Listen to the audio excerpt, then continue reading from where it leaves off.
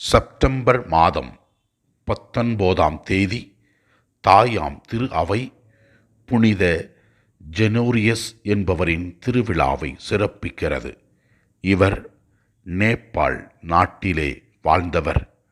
கிறிஸ்துவிற்காக மறைசாட்சியாக மரித்தவர். கிறிஸ்துவை அறிந்து கொண்டு கிறிஸ்துவின் நற்செய்தியை மக்களுக்கு தன்னுடைய சொல்லாலும் செயலாலும் வெளிப்படுத்தியவர்.